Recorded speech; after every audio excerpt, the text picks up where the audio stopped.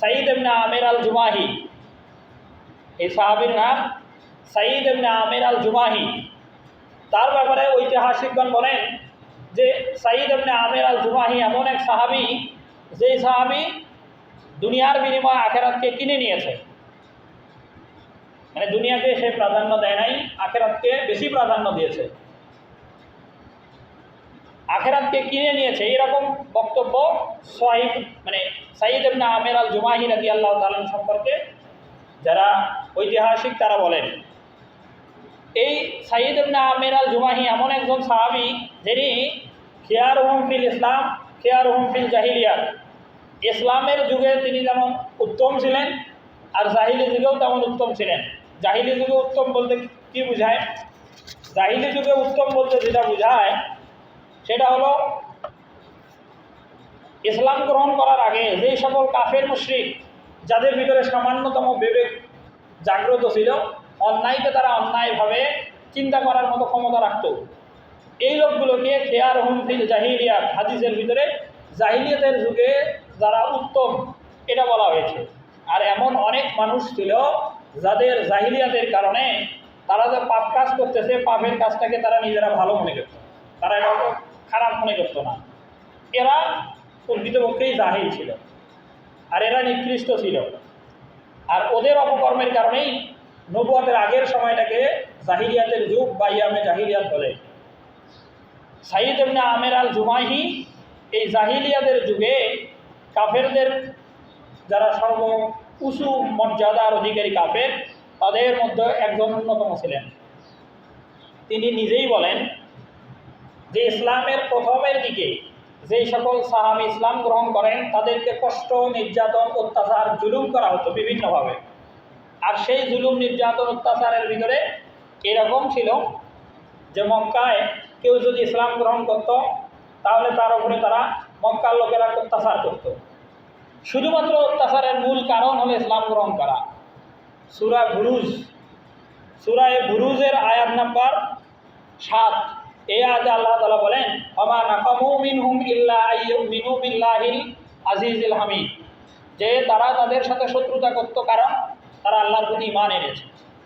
ওমা নাকামু মিনহুম, তাদের সাথে শত্রুতার কারণ শুধু একটাই, ইল্লা আইয়ুমিনু বিল্লাহিল আজিজিল হামিদ, যে তারা প্রশংসনীয় মহাপরাক্রমশালী আল্লাহর উপরে ঈমান এনেছে।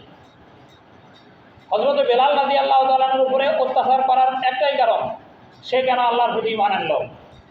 হযরত সুমাইয়া রাদিয়াল্লাহু তাআলাকে শহীদ করে দেওয়ার একটাই কারণ, সে কেন আল্লাহর প্রতি ঈমান আনল। এই রকমই এই সেম কাহিনী সাঈদ ইবনে আমির আল জুমাহি বলেন যে আমার দেখা মক্কাতে তানিম নামক ওই হজের যে মিকাত 7টা, এই 7টা মিকাতের অন্যতম একটা মিকাত হলো তানিম। এই তানিম প্রান্তরে একজন ব্যক্তি নাম হলো খোবাইব। এই খোবাইব রাদিয়াল্লাহু তাআলাকে শুলে চড়ানো বা ফাঁসি দেওয়ার মতো, এই ফাঁসি দেওয়ার জন্য নিয়ে যাওয়া হচ্ছে। এটা মক্কার কাফেরেরা দেখার জন্য আসছে, মুসলমানেরাও দেখার জন্য আসছে। এখানে মানুষেরা দুই ভাগ, কাফেরেরা আনন্দ করার জন্য আসছে যে ইসলাম গ্রহণ করেছ, তার বিনিময়ে তোমাকে আজকে ফাঁসি দেওয়া হচ্ছে, দেখো ইসলাম গ্রহণ করার কারণে কি শাস্তি। আর বিপরীতে মুসলমানেরা দেখে এটা কষ্ট পাচ্ছে। এই ফাঁসি দেওয়ার দৃশ্য দেখার জন্য অনেকের মতো সাঈদ ইবনে আমির আল জুমাহি তিনিও আসছেন। তিনি এসে দেখতেছেন সাঈদ এই খোবাইব রাদিয়াল্লাহু তাআলাকে ধীরে ধীরে ধীরে ধীরে ফাঁসি কাষ্ঠের দিকে নিয়ে যাওয়া হচ্ছে। এক পর্যায়ে ফাঁসি কাষ্ঠের কাছাকাছি যখন নিয়ে যাওয়া হয়েছে, খোবাইব রাদিয়াল্লাহু তাআলা উপস্থিত লোকদেরকে বলেন যে আমাকে 2 রাকাত নামাজ পড়ার জন্য সুযোগ দেওয়া হোক।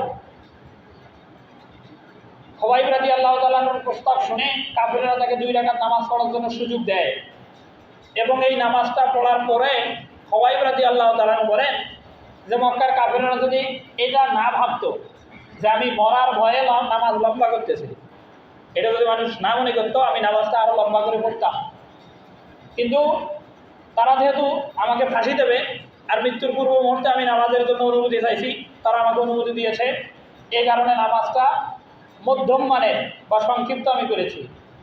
লম্বা করলে তারা ভাববে যে মৃত্যুর ভয়ে আমি নামাজ লম্বা করতেছি। এটা সাঈদ ইবনে আমির শুনতে পান। যে খুবাইব রাদিয়াল্লাহু তাআলা মক্কার কাফিরদেরকে এটা বলতেছেন।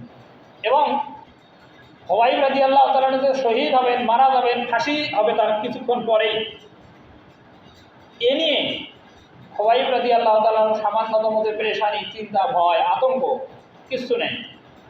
এটা সাঈদ ইবনে আমের আল জুমাহি রাদিয়াল্লাহু তাআলা লক্ষ্য করেন। এরপরে একটু সময় পরেই খুবাইবকে একেবারে ফাঁসি কাস্টের কাছে নিয়ে যাওয়া হলো।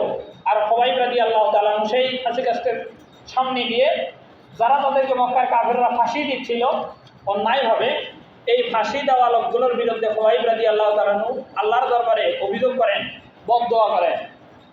সেই বদদোয়াটা এরকম, খুবাইব রাদিয়াল্লাহু তাআলা বলেন, হে আল্লাহ, যারা আমাকে ফাঁসি দিচ্ছে এই মক্কার কাফেরদেরকে আপনি গনে গনে রাখেন এবং এদেরকে আপনি দুনিয়া থেকে ধ্বংস করে দেবেন। আর মজলুমের দোয়া কবুল হয়। হাদিস ওয়ান আব্দুল্লাহ ইবনে আব্বাস রাদিয়াল্লাহু তাআলা আনহু আন্না রাসূলুল্লাহ সাল্লাল্লাহু আলাইহি ওয়াসাল্লাম ইত্তাকু দাওয়াতাল মাজলুম ফাইন্না, মানে ইত্তাকু দাওয়াতাল মাজলুম, তোমরা জালিমদেরকে লক্ষ্য করে আল্লাহ রাসূল সাল্লাল্লাহু আলাইহি ওয়াসাল্লাম বলছেন যে ইত্তাকু দাওয়াতাল মাজলুম, তোমরা মজলুমের বদদোয়া থেকে নিজেকে বাঁচাও। কেননা ফাইন্নাহা লাইসা বাইনাহা ওয়া বাইনাল্লাহি হিজাব, যখন মজলুম ব্যক্তি আল্লাহর কাছে বদদোয়া করে তার দোয়া আল্লাহ কবুল করে নেয়। আল্লাহ এবং মজলুমের ভিতরে কোনো পর্দা থাকে না। ফাইন্নাহা লাইসা বাইনাহা, মানে যে ব্যক্তি মজলুম সে যখন বদদোয়া দেয় তার বদদোয়া এবং অবাইন আল্লাহ, আল্লাহর মধ্যে লাইসা বাইনাহা হিজাবুন, হিজাবুন মানে পর্দা বা আড়াল, আল্লাহ তার দোয়াটা কবুল করেন। ভিন্ন হাদিসে আবার ওই আব্দুল্লাহ ইবনে আব্বাস রাদিয়াল্লাহু তাআলা আনহুই বর্ণনা করা হাদিস, তিনি বলেন যে ওয়ালাউ বাদাহীন, মজলুমের বদদোয়া আল্লাহ কবুল করেন যদিও একটু সময় লাগে, তবে মজলুমের বদদোয়া নিশ্চিত কবুল হবে। তিন শ্রেণীর মানুষের বদদোয়া কবুল হয় বা দোয়া কবুল হয়, দোয়া এবং বদদোয়া উভয়টাই কবুল হয়। এক নাম্বার, যারা মজলুম তাদের দোয়া কবুল হয়। দুই নাম্বার, যারা মুসাফির তাদের দোয়া কবুল হয়। তিন নাম্বার, যারা পিতামাতা, এই পিতামাতার দোয়া সন্তানের জন্য কবুল হয়। এই দোয়া অবশ্যই আল্লাহ তাআলা কবুল করেন। পিতামাতার দোয়া কবুল হয়, সেটা যদি নেক দোয়া হয় এবং বদ দোয়া যাই হোক, দোয়াটা কবুল হবে। মুসাফিরের দোয়া আল্লাহ কবুল করেন এবং মজলুমের দোয়া আল্লাহ কবুল করেন। আর খুবাইব রাদিয়াল্লাহু তাআলা ফাঁসির যে কারণ, এই কারণ তো অন্যায় কারণ, তিনি ঈমান এনেছেন আল্লাহর প্রতি, এ কারণেই মক্কার কাফেররা একতাবদ্ধ হয়ে তাকে ফাঁসি দিচ্ছে। আর সেই ফাঁসির দড়ি সামনে নিয়ে তিনি আল্লাহর কাছে দোয়া করতেছেন, বদদোয়া এভাবে যে আল্লাহ আপনি এই মক্কার কাফেরদেরকে গনে গনে রাখেন এবং এদেরকে ধ্বংস করে দেবেন। এই ফাঁসি যারা দেখতেছে তাদের ভিতরে একজন ব্যক্তি হলো সাঈদ ইবনে আমের আল জুমাহি রাদিয়াল্লাহু তাআলা আনহু। তিনি তার ফাঁসি দেখলেন, তার নামাজ দেখলেন, এই সব কিছু দেখে সবাই ফাঁসি শেষ হয়ে যাওয়ার পর সবাই নিজ নিজভাবে বাড়িতে চলে গেল। একইভাবে সাঈদ ইবনে আমের সেও নিজেও চলে গেল। সময় যাচ্ছিল, এই ধারাবাহিকতায় সবাই এক সময় এই খুবাইব রাদিয়াল্লাহু তাআলা আনহুকে যে কষ্ট দিয়ে ফাঁসি দেওয়া হয়েছে, এই ফাঁসির নির্মম পরিস্থিতি সবাই ভুলে গেল, নিজ নিজ কাজে ব্যস্ত হয়ে গেল। ঠিক একইভাবে সাঈদ ইবনে আমের নিজেও কর্মের মধ্যে ডুবে যান, কিন্তু মাঝে মাঝেই এই ফাঁসির করুণ দৃশ্য তার চোখের সামনে ভাসে। এই দৃশ্যের মাঝে এক সময় সাঈদ ইবনে আমের আল্লাহ তার উপরে দয়া করেন, তিনি ইসলাম গ্রহণ করেন।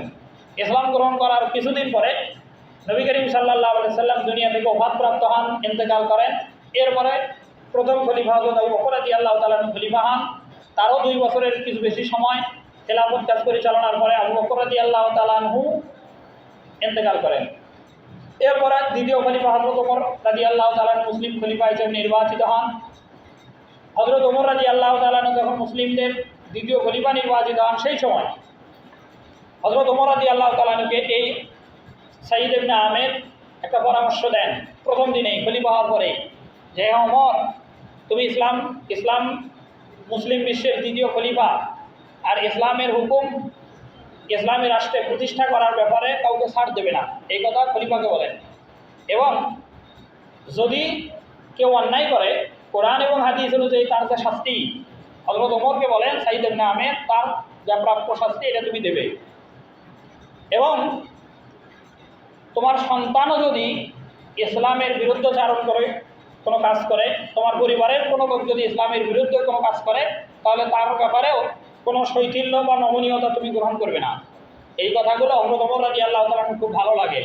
এই কারণে সাঈদ ইবনে আমের আল জুমাহিকে তিনি প্রস্তাব করেন যে তখন যেহেতু সারা বিশ্বের অর্ধেক হযরত ওমরের খেলাফত ছিল, এ কারণে নির্দিষ্ট এলাকার গভর্নর নিযুক্ত করা হতো। সাঈদ ইবনে আমের আল জুমাহিকে তিনি হিমসের গভর্নর হিসেবে নিয়োগ দেন। এই হিমসের গভর্নর হিসেবে নিয়োগ দেওয়ার পরে কিছুদিন পরে দেখা যায় যে হিমসের লোকেরা সাঈদ ইবনে আমের আল জুমাহির বিরুদ্ধে 4টা অভিযোগ করে যে আমরা যাকে গভর্নর হিসেবে পেয়েছি এই লোকটার 3টা সমস্যা বা তার ব্যাপারে আমাদের 3টা অভিযোগ। এই 3টা অভিযোগ কী কী হযরত ওমর রাদিয়াল্লাহু তাআলা জানতে চান।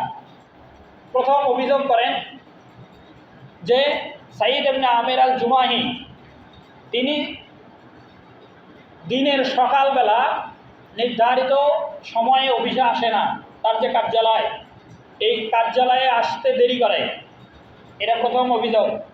হযরত ওমর রাদিয়াল্লাহু তাআলা সাঈদ ইবনে আমের আল জুমাহিকে প্রথমে প্রশ্ন করেন যে আসতে দেরি হওয়ার কারণ কি। তিনি বলেন যে আমার ব্যক্তিগত কাজ পরিচালনা করার জন্য, বাড়ির কাজ করার জন্য কোনো খাদেম বা গোলাম নাই, চাকর নাই, যার কারণে নিজের কাজগুলো আমাকে নিজেই করা লাগে, এই কারণে বাড়ি থেকে বের হতে দেরি হয় এটা। আর দ্বিতীয় অভিযোগ করেন যে রাত্রেবেলা আমাদের এই গভর্নরকে কোনো প্রয়োজনে যদি আমরা ডাকি, ঘর থেকে সে বের হয় না। যতই সমস্যা হোক রাষ্ট্রে, এই হিমসের গভর্নর সাঈদ ইবনে আমের রাত্রেবেলা তার দরজা খোলে না। হযরত ওমর রাদিয়াল্লাহু তাআলা এই অভিযোগের কারণ কি, জবাব কি?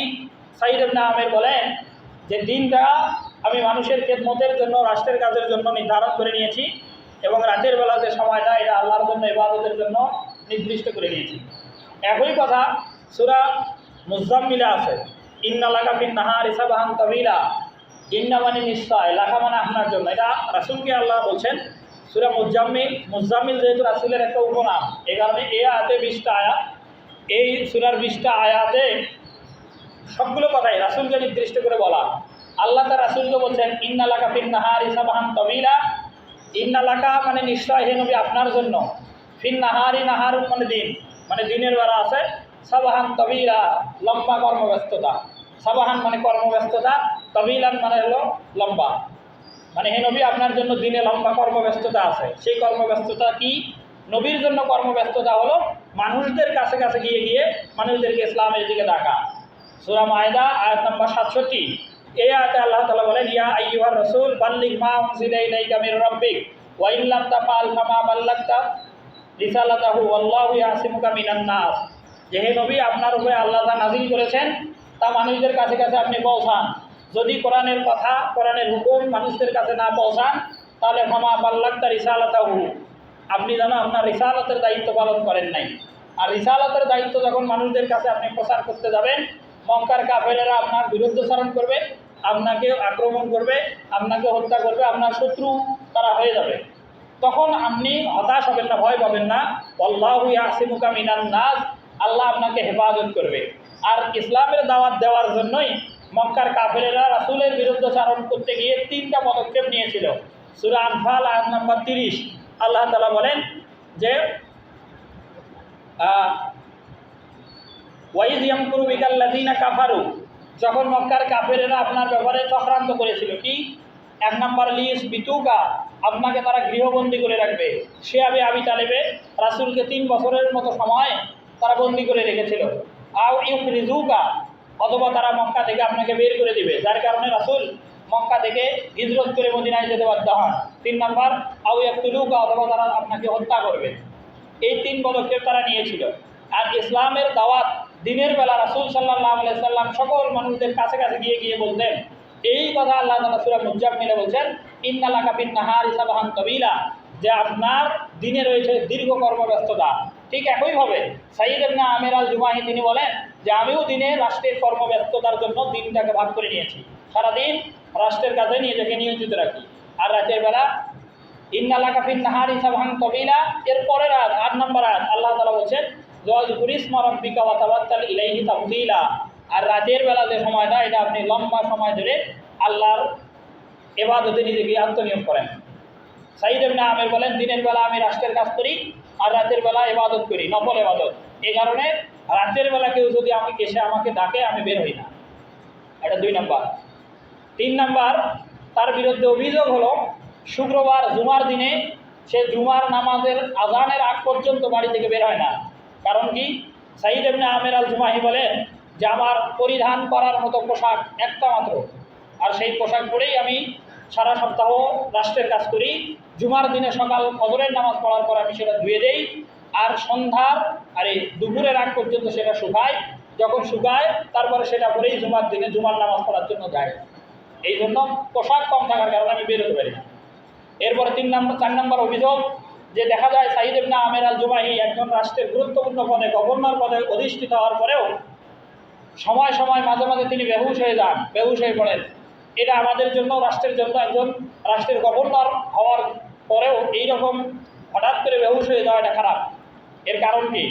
তখন সাঈদ ইবনে আমের আল জুমাহি বলেন যে ইসলাম গ্রহণ করার পূর্বে হযরত খুবাইব রাদিয়াল্লাহু তাআলা আনহুকে যেভাবে শহীদ করা হয়েছে, এবং সেই যে শহীদ করার সময়, শহীদ হওয়ার পূর্ব মুহূর্তে, ফাঁসি দেওয়ার ঠিক পূর্ব মুহূর্তে তার যে আল্লাহর কাছে বদদোয়া, এই বদদোয়া যাদেরকে লক্ষ্য করে করছিলেন, আমি তো তাদের ভিতরেই ছিলাম। আমি সেই মজলিসে, ফাঁসি যে মজলিস, যেই সমাবেশে ফাঁসি দেওয়া হয়েছে খুবাইব রাদিয়াল্লাহু তাআলা আনহুকে, সেই মজলিসে আমি উপস্থিত ছিলাম, কিন্তু আমি খুবাইবকে সহযোগিতা করি নাই। আর হাদিস এরকম আসছে যে রাসূল সাল্লাল্লাহু আলাইহি সাল্লাম হাদিসে বলছেন যে আনাস রাদিয়াল্লাহু তাআলা আনহু সেই হাদিসের বর্ণনাকারী, রাসূল সাল্লাল্লাহু আলাইহি সাল্লাম সেই হাদিসে বলছেন যে উনসুর আখাকা যালিমান আও মাজলুমান, যে হে নবী, আপনি, নবী করিম সাল্লাল্লাহু আলাইহি সাল্লাম বলেন যে উনসুর আখাকা যালিমান আও মাজলুমান, তুমি তোমার ভাইকে সাহায্য করো। উনসুর মানে সাহায্য করো, আখাকা মানে তোমার ভাই, সেটা ভাইটা যদি যালিমান জালেম হয়, আও মাজলুমান যদি মজলুম হয়, জালেম হয় তাহলে জালেমকেও সহযোগিতা করো, আও মাজলুমান যদি মজলুম হয় তাহলে মজলুমকেও সহযোগিতা করো। সাঈদ ইবনে আমের বলেন যে আমি এই মুহূর্তে মজলুম ব্যক্তি খুবাইব রাদিয়াল্লাহু তাআলা আনহুকে সহযোগিতা করতে পারি নাই বা করি নাই। আর এই হাদিসের আরেকটা প্রশ্ন আছে, মজলুমকে জালেমের হাত থেকে বাঁচানোর জন্য সহযোগিতা করা যায়, কিন্তু জালেমকে কিভাবে সহযোগিতা করা যায়? রাসূল সাল্লাল্লাহু আলাইহি সাল্লাম সেই হাদিসের শেষ অংশে বলেন তাখুযু ফাওকা ইয়াদাইহি, মজলুম জালেমকে সহযোগিতা করা হলো তাখুযু ফাওকা ইয়াদাইহি, জালেম যখন জুলুম করে তার জুলুমকে ঠেকানোটাই হলো জালেমকে সহযোগিতা করা। কারণ জালেম যখন মানুষের উপরে জুলুম করে, এর বিনিময়ে যে শাস্তি, অপরাধ, পাপ, আর এই পাপের কারণে পরকালে এই জালেমকে শাস্তি ভোগ করতে হবে। আর আপনি আমি যদি জালেমকে জুলুম করতে বাধা দেই তাহলে সে জুলুম করতে পারবে না, আর জুলুম না করার কারণে পরকালে সে বিরাট শাস্তি থেকে রক্ষা পাবে। যারা জালেম তাদের জন্য পরকালে শাস্তি কি? সূরা শুরা আয়াত নাম্বার 42, এই আয়াতে আল্লাহ তাআলা জালেমদের শাস্তি পরকালে কি সেটা বলেন, ইন্নামাস সাবিলু আলাল্লাযীনা ইয়াজলিমুনান নাস ওয়া ইয়াবগুনা ফিল আরদি বিগাইরিল হক উলাইকা লাহুম আযাবুন আলীম, নিশ্চয় যারা মানুষদের উপরে জুলুম করে এবং পৃথিবীতে বিদ্রোহ করে, বিদ্রোহ হলো অন্যায়ভাবে কারো উপরে অত্যাচার করা, তাদের জন্য লাহুম আযাবুন আলীম, আল্লাহ বলছেন এদের জন্য যন্ত্রণাদায়ক, কষ্টদায়ক শাস্তি আছে। এই শাস্তি মুখোমুখি আমি হব কি না, এই আল্লাহর যে শাস্তির জালেমদের ব্যাপারে বা জুলুমের ব্যাপারে যে শাস্তির কথা, আর মজলুমকে সহযোগিতা আমি করি নাই, এই না করার কারণে আমিও জালেম হইলাম কি না, আল্লাহ আমার উপরেও সেই ধ্বংস বা আযাব অবতীর্ণ করবেন কি না, এই কথা আমার বারবার মনে হয়। আর যখনই মনে হয়, সাঈদ ইবনে আমের আল জুমাহি বলেন, তখন আমি অজ্ঞান